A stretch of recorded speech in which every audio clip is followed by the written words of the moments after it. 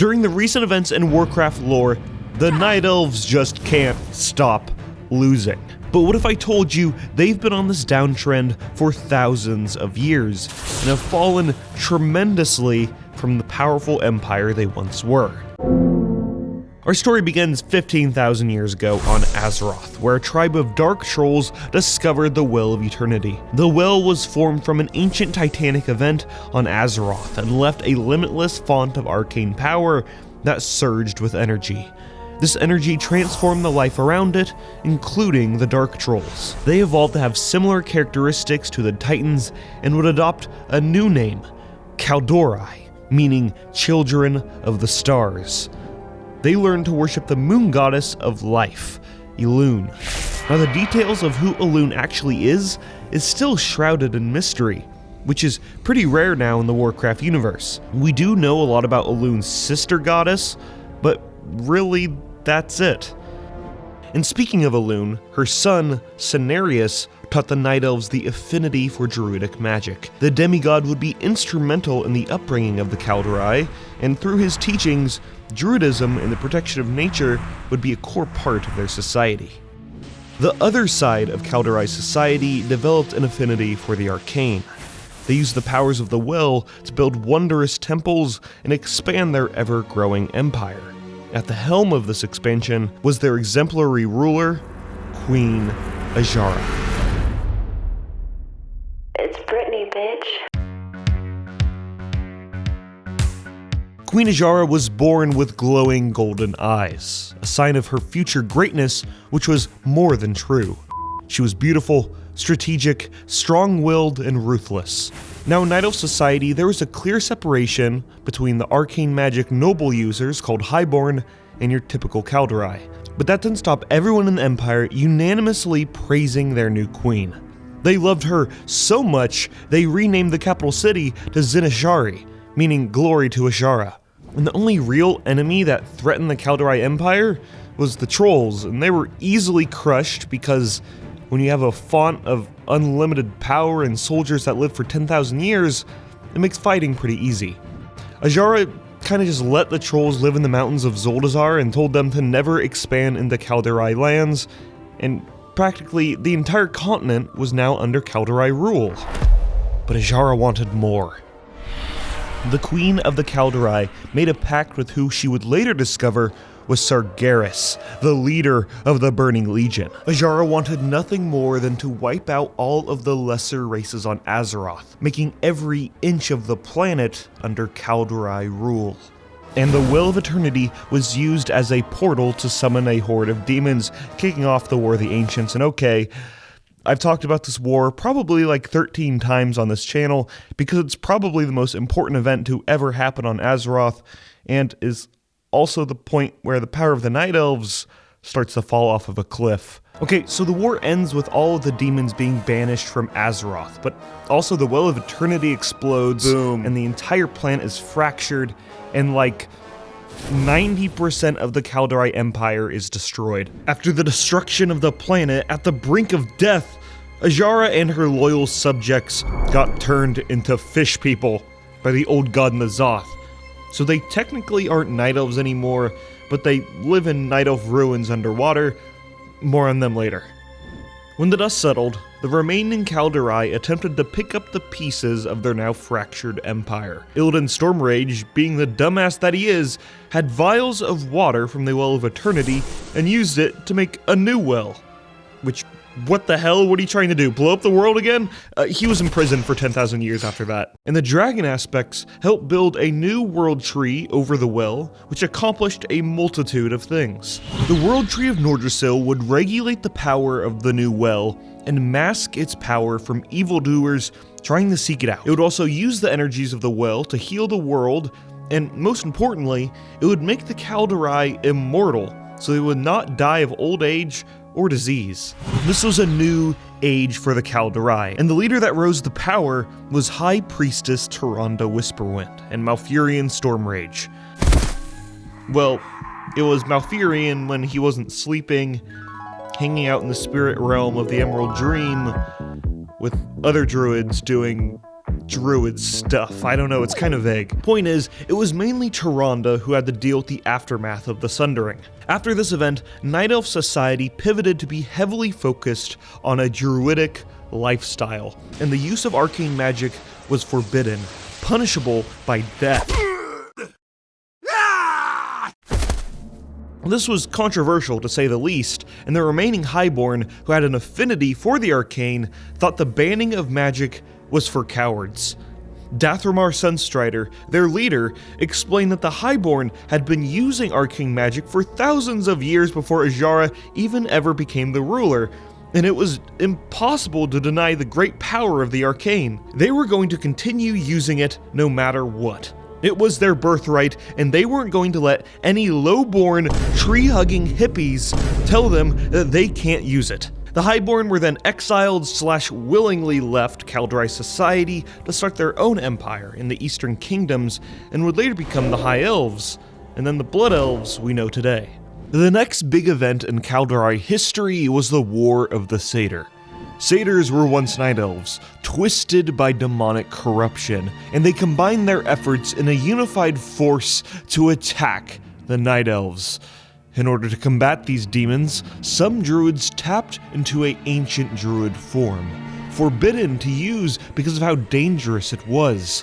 These druids were called the Druid of the Pack, and in their wolf form, they were unstoppable killing machines, but in their frenzy, they could not discern friend from foe. Instead of killing these crazed druids, they banished them to the Emerald Dream, and 10,000 years later, they would re-emerge and become the Worgen we know today. And let me just say, it's hilarious the Night Elves are like, arcane magic? Yeah, no, that stuff is dangerous, and it's corruptive, not good. Let's ban it all and then use druid magic instead. And then right after, they tap into corruptive druid magic and they start murdering each other. Yep, Night Elves are very logical. The next war is the War of the Shifting Sands. The old god Cthulhu and his insectoid creatures, called the Karaji, stirred awake in Silithus, and the Night Elf forces traveled down to snuff them out. And then they got the ever-loving crap beaten out of them and they were forced to retreat. And in fact, they needed help from the dragons to bail them out and imprison the old god threat once again. Perhaps the war would have gone better if they didn't, hemorrhage themselves and they actually used arcane magic, maybe? I don't know, just an idea. Between the War of the Shifting Sands and the events of Warcraft 3, there really is no substantial history about the Night Elves. They have just been living in seclusion in the northern reaches of Kalimdor. And I've ragged on them a lot in this video, but the depiction of Night Elves around the time of Warcraft 3 is by far some of my favorite world building done in the Warcraft universe. They're incredibly cool. To outsiders, the Kaldorei have become this elusive, powerful force deep in the enchanted woods of northern Kalimdor. 7-foot-tall Amazonian sentinels stalk trespassers in their lands. From within the dark brush of the forest, their glowing eyes hunt their prey, shimmering with bright white light reminiscent of the goddess they worship. Their tactics are flawless, having honed their skills for tens of thousands of years. When Gromhellscream tried and failed to claim Ashenvale, he is quoted saying, "These women fight with unmatched savagery. I've never seen their equal. They are perfect warriors." And that is Gromhellscream, the war guy. Hulking druids the size of refrigerators can feel your very presence trespassing into the forests they have formed a deep spiritual bond with. They transform into savage beasts that can rip through a group of soldiers in a single swipe. The Kaldorei are not nice. They're intolerant, savage, spiteful warriors of nature that hold dominion over the forests of Kalimdor. And it's badass. During the Third War, the Night Elves fought against demons, Scourge, Horde, and Alliance. Pretty much everyone that wasn't a Night Elf, and they suffered, kind of heavy losses, partly because of their stubborn nature. Their demigod Cenarius was slain by fell orcs, and the Kaldorei would not team up to defeat the demonic threat until the very last battle for Mount Hyjal, where Malfurion sounded a horn to rip Archimonde apart with 1,000 wisps and blow up the world tree of Teldrassil to defeat him, ending the Kaldorei's immortality in the process. Between the time of Warcraft 3 and World of Warcraft, the Kaldorei grew a new world tree of Teldrassil, and built their new capital of Darnassus. And the Night Elves turned from these stoic, elusive, savage protectors of nature, and now they're...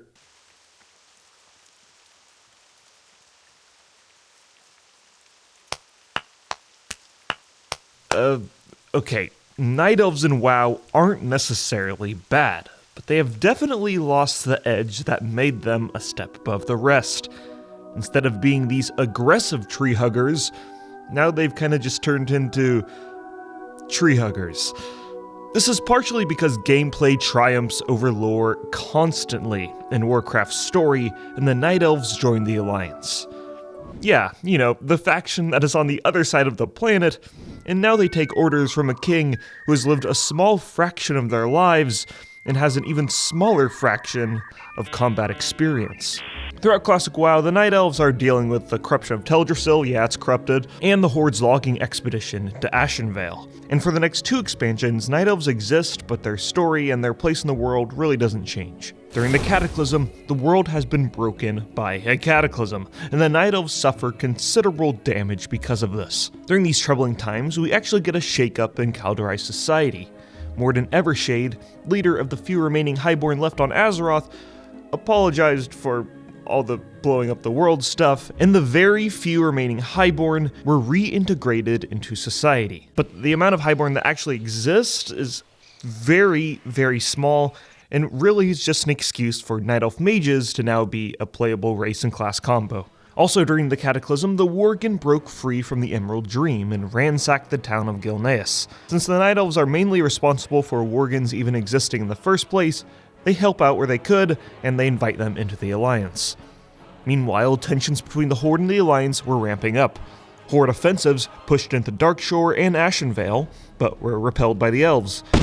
Although it wasn't a decisive victory. In the zone of Stonetalon Mountains, a giant goblin-engineered bomb was dropped on Teldrassil Grove, killing soldiers and innocents alike. Finally, over on Mount Hyjal, the world tree of Teldrassil has grown back, but the Night Elves still aren't immortal, and they play a huge role in defeating Ragnaros, who has set up a base nearby. Okay, well, you know, all things considered, it's going pretty well for the Kaldorei right now, but this is just the calm before the storm. Miss Pandaria, nothing happens. Warlords of Draenor, nothing happens. Legion, a lot happens. First off, Tyrande and Malfurion travel to a zone called Val Shara. This is an ancient location where Malfurion was first born and trained to be the first ever druid to exist on Azeroth, under the tutelage of Cenarius. More recently, the satyr named Xavius has been corrupting the lands. During the questline, Malfurion is captured, and Tyrande and the player character need to rescue him. Malfurion is an incredibly lore-rich character, whose personality has been expanded upon over 21 years in books, comics, and in-game cutscenes.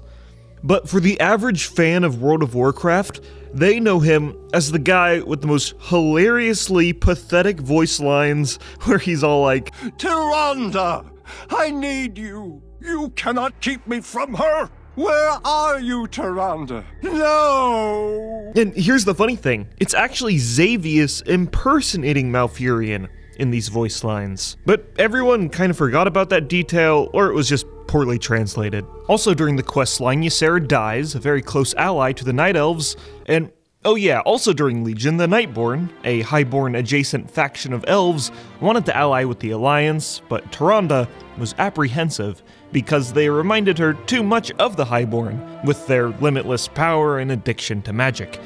So they joined the Horde instead. And then, in the Battle for Azeroth expansion,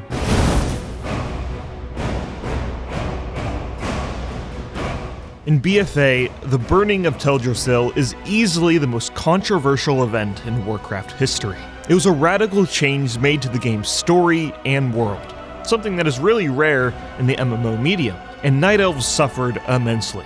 easily their biggest loss since the sundering of the world, but with great loss meant that we are able to get the brutal side of the Night Elves again, something that had been missing for the entirety of WoW since then.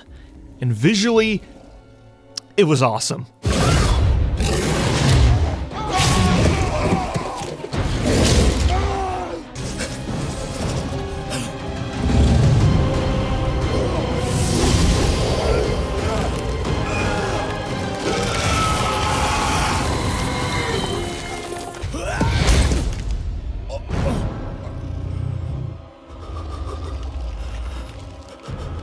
Tyrande!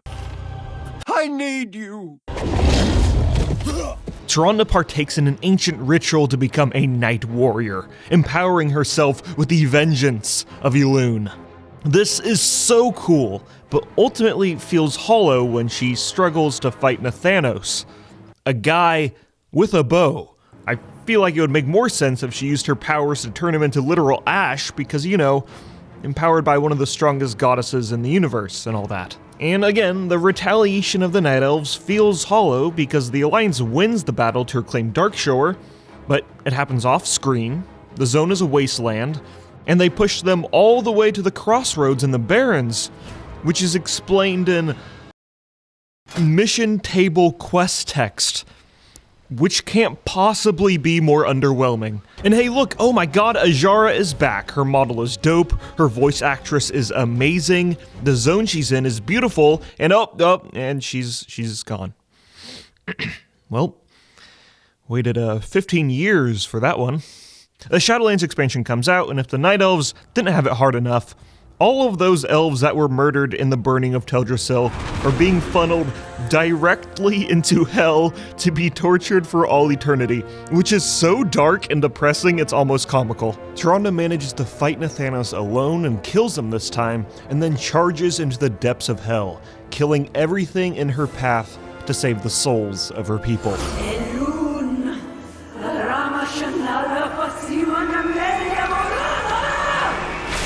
Later in the expansion, she finds Sylvanas, the one responsible for the suffering of the Night Elves, and they have a 1v1 fight, which, again, visually, so dope, but it ends with Tyrande's powers waning and Sylvanas just getting away, which, again, makes the badassness feel pretty hollow. Hell, even if she left a small little wound on Sylvanas, it would make this scene 1,000 times better. And ultimately, the storyline ends with Tyrande realizing she must focus on the renewal of her people instead of vengeance, which is...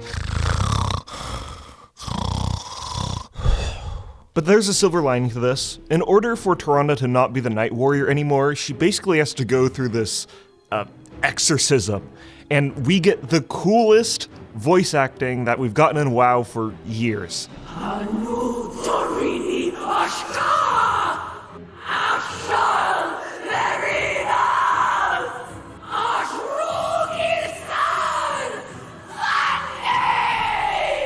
Now, even after she chooses renewal and is normal Tyrande again, she still is very mad at Sylvanas. But, you know, I'd much prefer in the world of Warcraft having Tyrande kick Sylvanas down to the pits of hell and then focusing on renewal of her people, but that's just me. And look, there's a lot of things about Shadowlands I can continue to talk about and how disappointing it was for the continuation of Warcraft's story, but really, I don't want this video to devolve into every single other lore video about Shadowlands that ultimately becomes Shadowlands is bad. Okay, but not everything is horrible for the Night Elves. Tyrande was given a new world seed imbued with the souls of dead Kaldorei, which most likely means we're getting a new world tree at some point, but it's currently in the Emerald Dream for safekeeping. And you know, seeing the amazing scale of Dragonflight zones, it should be pretty awesome compared to Teldrassil, which in-game was literally just a stump, surrounded by fog. And you know how I just said the seed is safe? Well, that's a goddamn lie, and the suffering of the Night Elves isn't done yet! Later on in Dragonflight, bad guys called the Primalists invade the Emerald Dream and seal it off from being accessed from Azeroth. But it can be accessed from the Shadowlands, and the only one that can do that is Ysera, the former Green Dragonflight aspect that died in Legion. In order for her to leave the realm of death of the Shadowlands called Ardenweald, she needs someone to take her place, which Malfurion agrees to do. Sound convoluted?